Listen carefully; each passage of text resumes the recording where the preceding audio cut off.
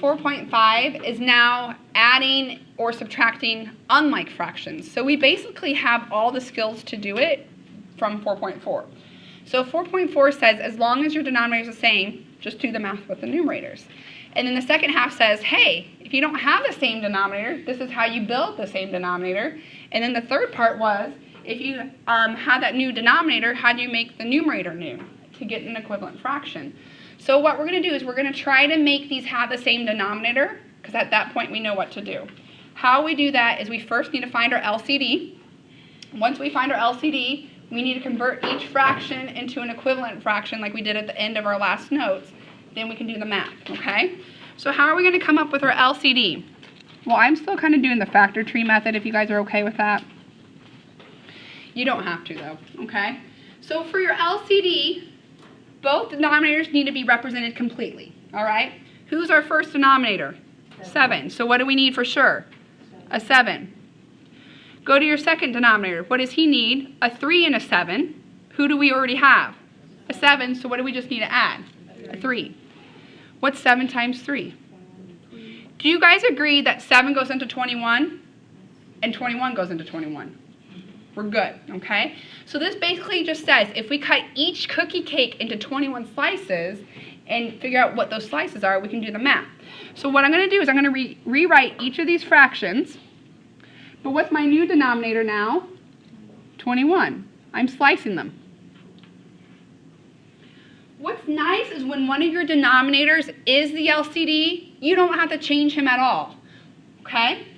But let's focus on this guy. What did we do to this cookie cake to go from 7 slices to 21 slices? Multiplied by what?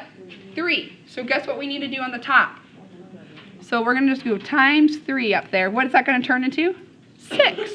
So that means if I had 2 slices of the 7-slice cookie cake and then I went and sliced them into thirds, I have 6 slices left.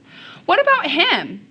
He stays the same. He's already cut into the right size. So now we just have 8. You guys see what we did there? We didn't have to worry about the second one because he was cut the way we wanted him to be cut, 8 out of 21. The first one we said, hey, we technically cut them into 3 slices each, so we times it by 3. So what do we have to do to the bottom? We do it to the top.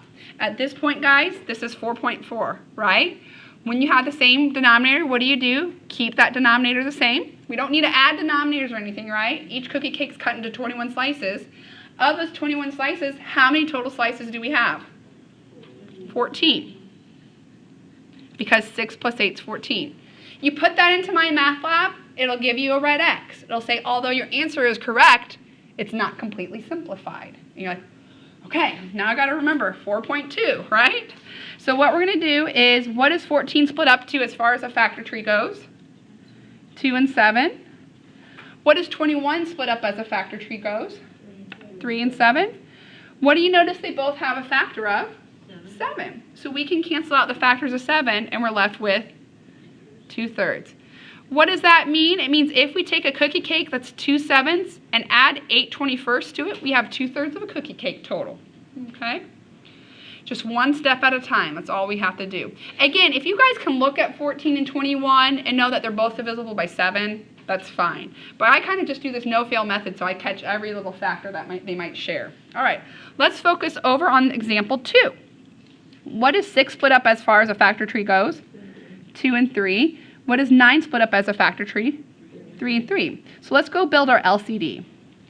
Our LCD has to represent both denominators completely, but it doesn't have to repeat factors that they share, right? So the first denominator is 6. What did he need? A 2 and a 3. Our second denominator is 9. What does he need? 2 3s. What do we already have? 1 3. So what do we need to add? Another 3.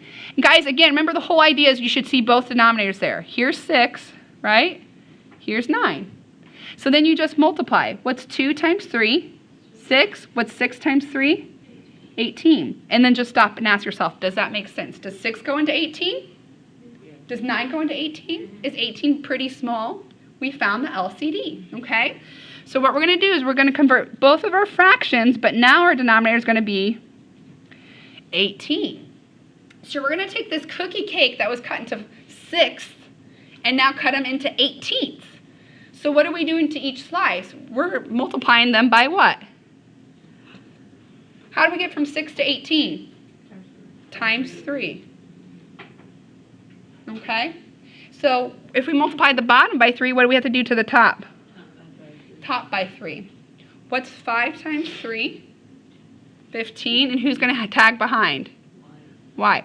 It's so pertinent that we don't go backwards and start trying to reduce this. Because if you go backwards and reduce it, you get back to unlike denominators. Like, we want them to be built up where they look like they need to be reduced so that they have the same denominator. So 6 and 9, the smallest number that both 6 and 9 went into was 18. Okay? But for going from 6 to 18, we tripled the denominator, so we need to triple the numerator. Okay? How do we get from 9 to 18? We doubled it. We times it by 2. So if we double the denominator, what do we need to do to the numerator? We times it by 2. What did we do? We times it by 2. So what's your new numerator? Okay. Are you okay with the LCD's 18? Yes. Okay. So the whole idea is kind of like this picture here. Right. That first one was cut into 6 slices, and then we need to cut it into 18. Okay. So, again, kind of trying to visualize it. I'm not the best drawer here. Here's my 6 slices. But now I need to cut it into how many of the slices do I care about? 5? Now I'm going to go back through and cut each of those slices into thirds so that I have 18 slices.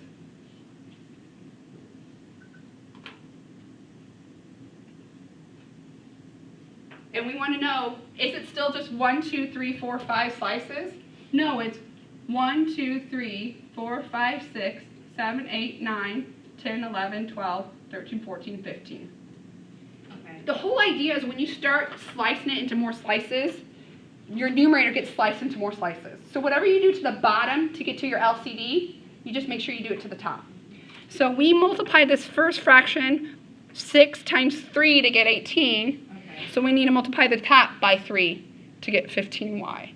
And the whole idea there, Stacy, is that we're keeping the proportion the same. I'm still getting the same amount of slices there. Okay. That kind of yay, nay, or moving on to the second one, it's the same kind of idea. I had 9 slices, but now I have 18, so I just basically doubled all my slices. You doubled it because you did 3 times 3? Nope, don't even worry about those anymore. How'd you get from 9 to 18? What'd you multiply by? Okay, now I see it. Okay. So we doubled 9, so we need to double the top and get 4y.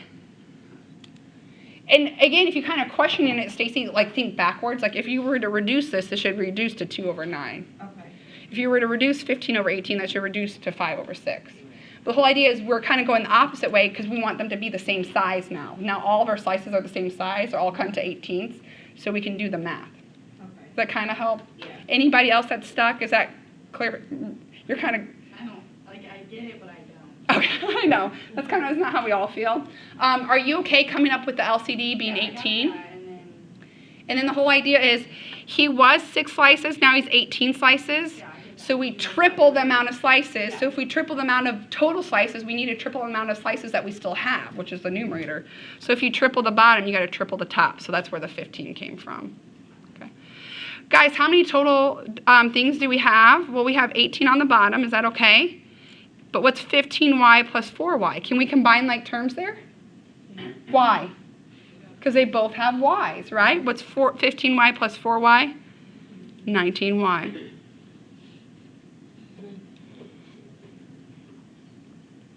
And I mean, you guys, some of you guys are seeing this for the first time, so it's okay to not get it right off the bat. That's why we have 15 examples of them, okay? So let's look at this next one. Do we need to do a factor tree for 5? No, he stays a 5. What's the factor tree for 20? 4 and 5, and then what's 4 split up as? 2 and 2, okay? So our LCD needs to represent both denominators completely. What's the first denominator need? A 5.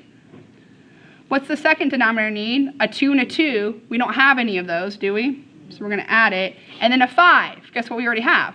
A 5. So what's the LCD? 5 times 2 is 10, times 2 is 20. And that makes sense because 5 goes into 20, but 20 goes into itself. So 20 is going to be our LCD. So what we're going to do is we're going to take these two fractions and rewrite them using a new denominator of 20. Okay? And again, we're taking a cookie cake that wasn't cut into many slices, and now we're cutting them into a lot of slices. So the amount of slices that remain, there's more of those as well. All right? So help me out here. That first denominator, we started as a 5, but now it's cut into 20. So what did we do? It times 4. So if we multiply the bottom by 4, we need to make sure we multiply the top by 4 to get -4. What we're doing, and there's not a whole lot of room, but to make it make a little bit of sense down here, maybe if there's room, we're taking -1/5 times 4 over 4, right? We're multiplying by 1, so we're not changing anything, but we're making the denominator what we want. But if we make the denominator what we want, we have to convert the numerator to what we want.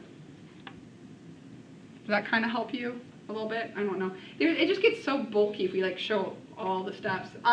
What's nice about the next fraction, what do you notice? The denominator is 20. We didn't cut it into any more slices. So the number of slices that we have, 9, is still the same. So basically, if the denominator is the same, then We don't have to change it at all. It's already cut into the amount that we want. So those that remain, the 9 slices, are the size that we want. Okay? And then at this point, guys, it's just repeating what we learned in chapter 2. We have the denominator 20, so we're just going to focus on -4 plus 9. What do you do when you add two opposite signs? Subtract. What's the difference between 4 and 9? 5. Is it going to be positive or negative? It'll be positive, right? Because the 9's positive. You put that into my math lab, and it'll say, although your answer is correct, it's not completely simplified, right? So how does 5 break down? Just a 5. But don't we already know how 20 breaks down? Yeah, we just did it up here. It was 2 2s and a 5. So who can cancel out? The 5s. But how do we show that the 2 2s are on the bottom? We need what up top? A 1. So 1/4 is your answer there. There's a lot of steps. It's like I said, and this is why they teach it last, basically, because all the other ones kind of lead up to it, and there's not as many steps there. Some of you guys can just look at this. 5 and 20. What factor goes into both 5 and 20? 5, right? So 5 goes into 5 once, 5 goes into 20 4 times, like if you want to simplify it that way. I like to do this because if I don't, like I said, I always forget one factor that I miss. Are we okay so far? Example, like I said, we got to grow with it. All right, LCD here. Do we need to do a factor tree for 7? No. What about 10? 2 and 5. So when we do our LCD, both denominators need to be represented completely. What do we need for 7? A 7. What do we need for 10? A 2 and 5. So basically, we're just multiplying 7 by 10, right? They didn't share any factors. So if they don't share factors like 4 and y, what was the answer? 4y, right? If they don't share any factors like 7 and 10, guess what our answer is? 70. It's just multiplying them. So 70 is our denominator. So we're going to take our first fraction, write him over 70, and take our second fraction and write him over 70. Focusing on that first fraction, what did we do to 7 to get to 70? Multiplied by 10. But if you multiply the bottom by 10, you better multiply that top by 10. So what's our new top? 50. And I think this is a nice, obvious one to see that 50 over 70 reduces to 5/7, right? That proportion is the same. Don't just say 5 out of 70. That's a lot smaller now, right? Let's go to the second denominator. What did you multiply 10 by to get to 70? 7. So if you multiply the bottom by 7, you need to multiply the top by 7. So basically, we're doing the opposite than the first one. Yes, since these didn't have any common factors, we're basically multiplying by the opposites. That's not always going to be the case, though, Stacy, because if they share common factors, it'll be a little bit different. Like I'm just saying for that one, Mhm. basically A times D and B times C. Yep. Okay. So what do we have there? Is that 63? Okay. So again, some of you might be able to do this math in your head. 50 take away 63. Do it. If not, remember our rules. Whenever you do math with fractions, the denominator stays the same. Then you do the math up top, but I'm going to rewrite that as an addition problem. This is 50 plus what? Negative 63, right? The subtraction changes to addition. 63 changes to the opposite. It's chapter 2 coming back to haunt us. What do you do when you add opposites? Subtract. So what's the difference between 50 and 63? It's going to be 13, and it's going to be negative because that bigger guy is negative. Does 13 break up any? No. And 70 doesn't have any factors of 13, so we're done. Phew, I'm sweating. I don't like this. Who came up with this math? This is just, People don't come up with math. Math is discovered. like, this is just, Who came up with English? I think it's always so funny because it's like, do people happily say, I don't like speaking English or I don't like writing English? No, but like they have no problem saying I don't like math or I'm bad at math, right? Like we don't go around bragging like I can't read. But we're okay saying I can't do math. You know, like Bree's like, I will admit that one too. All right, guys, so what we have here is they're going to try to scare us with 3. But what's nice is the 3 have common factors, okay? So the LCD won't get too large, all right? What is 8 split up to? 2 and 4, but why does that help us? Because then that splits to 2 and 2. How does 3 split up? It doesn't, right? How does 12 split up? 2 and 6, but then how does 6 split up? 3 and 2, okay? Yep, it's easy to think addition, like 3 and 3, 5 and 5 for 10, but it's multiplication. So our LCD, guys, we need to multiply, or we need all the denominators represented, okay? So I start with the first one. What's the first denominator need? 3 2s, right? He needs all 3 2s. We need 8 represented, so we need 3 2s. And then what's the second denominator need? Nope. He's hidden up there, right? He needs a 3. There he is, right there. We need a 3 for him. What's the third denominator need? 2 2s. Guess what we have? 2 2s. He needs a 3. Guess what we have? A 3. So by the time we get to 12, he's already represented, okay? So what we're going to do is we're going to multiply this. What's 2 times 2? 4. What's 4 times 2? 8. What's 8 times 3? 24. Does 8 go into 24? Does 3 go into 24? Does 12 go into 24? Yep. So this might have been one that you use the multiple rule if you wanted to. If they're kind of smaller numbers, start with the biggest denominator, 12, and say, can 8 and 3 go into 12? No. But what's the next multiple of 12? 24. Okay, so that might be one. All right, so now we're going to convert all 3 to 24s.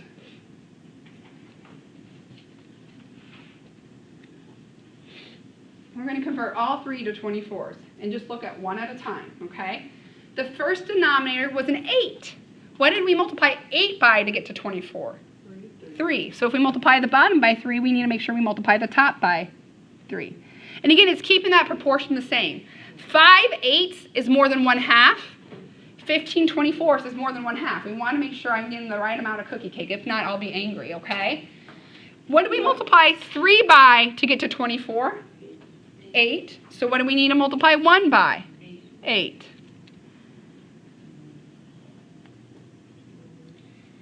And 1/3, do you guys agree that 8 24ths would reduce to 1/3? Yay, nay? Last one, 12. What did we multiply 12 by to get to 24? 2. So what are we going to multiply the top by? 2. And you got 2.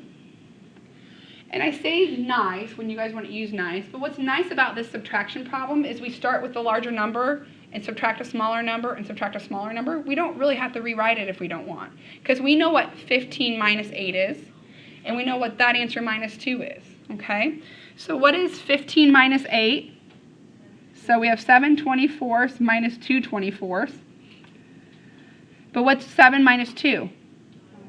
5 24ths. Will that reduce any? No, because 24 doesn't have any 5s in it. And 5 would only cancel out with a 5. So we're done at that end, that part.